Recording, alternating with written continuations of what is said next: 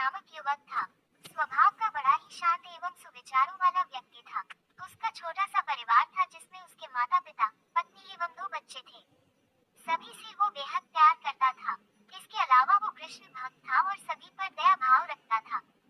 जरूरतमंद की सेवा करता था, किसी को देख नहीं देता था।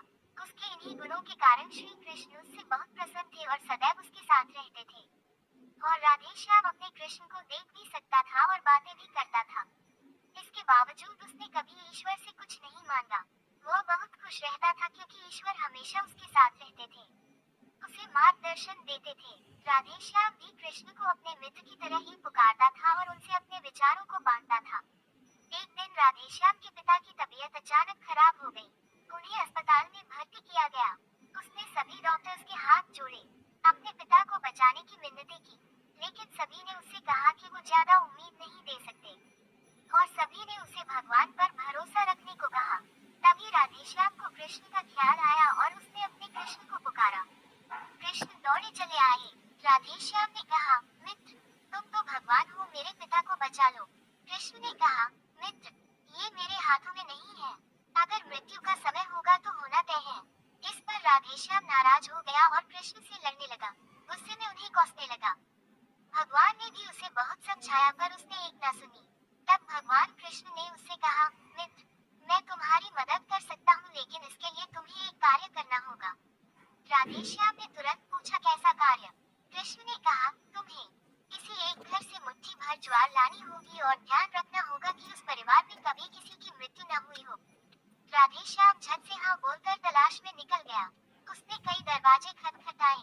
हर घर में ज्वार तो होती, लेकिन ऐसा कोई नहीं होता जिनके परिवार में किसी की मृत्यु ना हुई हो। किसी का पिता, किसी का दादा, किसी का भाई, माँ, काकी या बहन। 2 दिन तक भटकने के बाद भी राधेश्याम को ऐसा एक भी घर नहीं मिला। तब उसे इस बात का एहसास हुआ कि मृत्यु एक अटल सत्य है।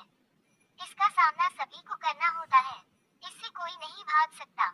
और वो अपने व्यवहार के लिए कृष्ण से क्षमा मांगता है और निर्णय लेता है जब तक उसके पिता जीवित हैं उनकी सेवा करेगा। थोड़े दिनों बाद राधेश्याम के पिता स्वर्ग सिधार जाते हैं। उसे दैख तो होता है, लेकिन ईश्वर की दी उस सीख के कारण उसका मन शांत रहता है।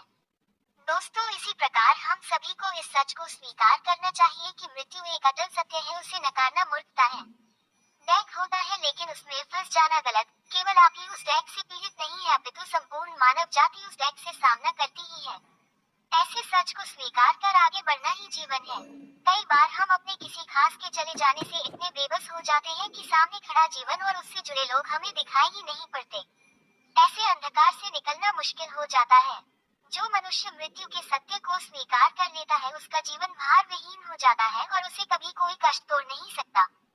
वो जीवन के हर क्षेत्र में आगे बढ़ता जाता है।